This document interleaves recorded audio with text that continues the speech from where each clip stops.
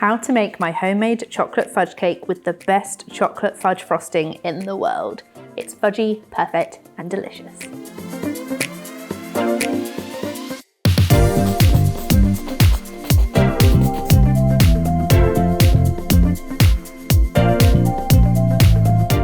Welcome back to my YouTube channel. Today I'm going to be making one of my favourite cakes in the world, which is my chocolate fudge cake. Think, I don't know, the Brucey cake from Matilda. It's like the chocolatiest, fudgiest cake in the world, and it has the best fudge frosting ever with a little secret ingredient. But obviously to start this, we have to make the actual sponges. It's quite a few ingredients, but honestly it's worth it for the best chocolate cake you'll ever make. I always start off with some dark chocolate, and then some baking spread or some butter into a bowl. And then these just need to melt together until smooth. Once melted, mix together until lovely and smooth. Lovely. Once you've melted your chocolate and butter, you can basically get the rest of your ingredients ready to go as well. And like I've said, it's quite a lot, but honestly, it creates the best sponge you can ever make. So when you're making a chocolate fudge cake like this, one of the key ingredients, and roll with me here, is coffee. So even if you don't like coffee, trust me, I never used to and I still liked this cake, but the coffee adds an element to the chocolate that just brings out the chocolatiness and it makes it better. You can use decaf, but honestly, it's worth using. And yeah, you just want the best cake ever, right? But either way, you have lots of sugar and other stuff to add in as well, and it just will create quite a runny cake mix, but trust me, it's worth it. So once you've dissolved your coffee in water, I just use an instant coffee, but you can use an espresso shot from a coffee machine if you prefer. You just pour it into your melted chocolate and butter and stir together.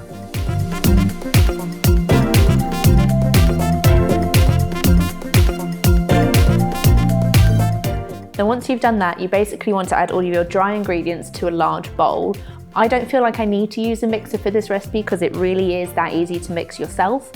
So if you do use a mixer, just do it on a low speed because it might go absolutely everywhere. I'm going to add my plain flour to the bowl first. I use plain flour over self-raising because you get a different raising agent from using buttermilk and bicarb in this recipe. So make sure you use plain flour. I then have some light brown sugar because I love the caramel sort of flavour you get from it, as well as some normal caster sugar for a nice balance. Of course, you can use all of one or all of the other if you prefer.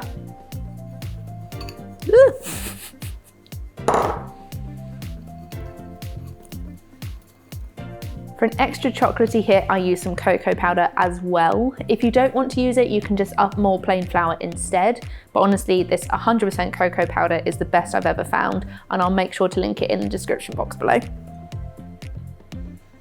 And then finally, for the dry ingredients, you have some baking powder and some bicarbonate of soda.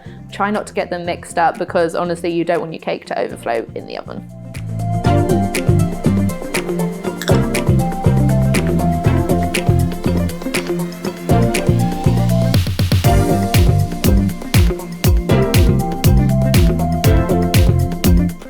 Once all of your dry ingredients have been mixed together, it's ready to go essentially. But you do want to make sure you do this so everything is distributed evenly and you don't get any like lumps of sugar in the mix. It's worth it. But otherwise, you want to pour your melted chocolate buttery coffee mixture into your dry ingredients, as well as your eggs and your buttermilk. And buttermilk is something that some people can never get a hold of, some people can't find it, some people can, but you can buy it in the supermarket. Usually it's found near like the cream or something like that. But essentially you can make your own by using whole milk and lemon juice. I'll put it in the description box below just so we're sure. But honestly, this is homemade, it's easy, and it's the acidity you need to create the lovely rise in the sponge.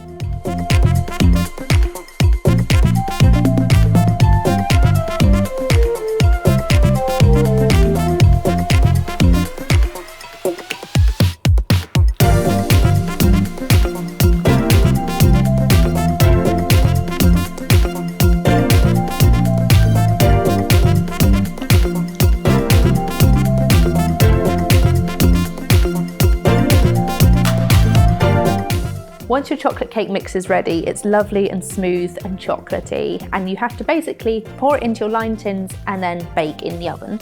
I use some 8-inch tins that I've lined on the bottom, but basically this is just a 2-layer fudge cake. So if you wanted a smaller recipe, you can maybe get 3 6-inch tins out of it, but I usually go for 2 8-inch tins because it's standard. I also make sure to preheat my oven. This one has a slightly lower temperature of 140 fan because I find if you bake it on a lower temperature, they bake nice and flat and they stay fudgy and moist and perfect.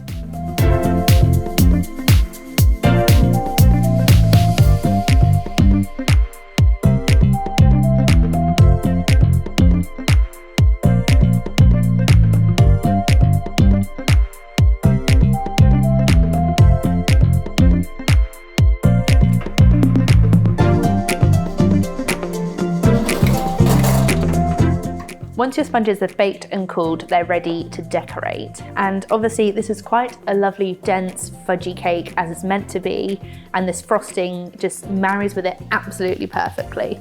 It is very similar to a normal American buttercream frosting, where you have unsalted block butter. Don't use a spread or margarine, please, because you'll end up with like a buttercream soup, essentially, which nobody wants. You have some icing sugar, cocoa powder, and vanilla extract. And then the key ingredient, which is evaporated milk. It's not something I would tend to pick up in the shop. Like, it's very different to condensed milk. It's very runny, but this just mixes in perfectly to create such a thick and delicious frosting. If you're somewhere in the world that doesn't have evaporated milk, you can use double cream instead, or heavy cream, whatever your fattiest liquid cream is that you have. And just maybe add a little bit less and whip it in really well, and you'll still have a delicious frosting.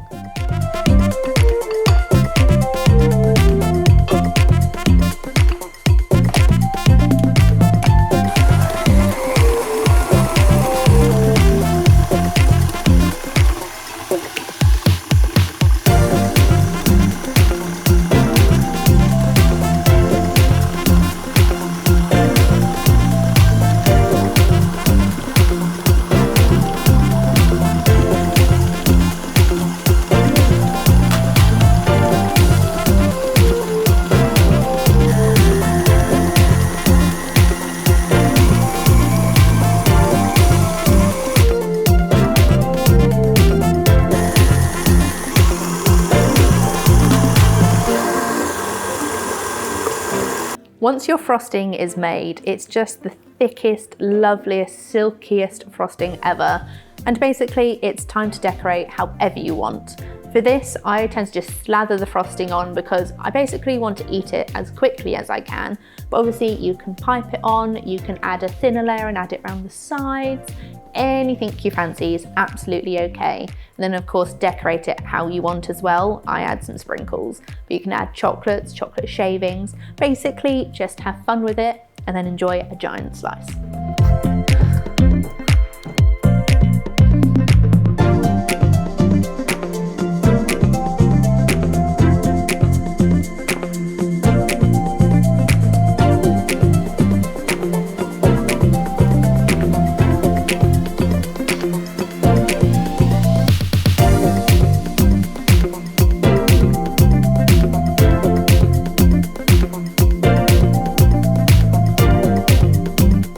Once you've added your frosting to your sponge, you can just decorate it however you want. I have some lovely large sprinkles, medium and small. And of course, there's no rules in this sort of decoration. This is a chocolate fudge cake. It's meant to be chocolatey. It's meant to be over the top. And it is by far one of my favorite ones. So make sure you have fun doing it.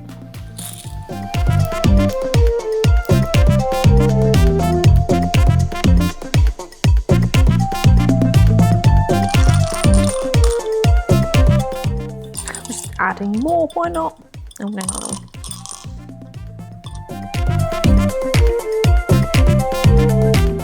And that is how you make the chocolate fudge cake with the best chocolate fudge frosting ever.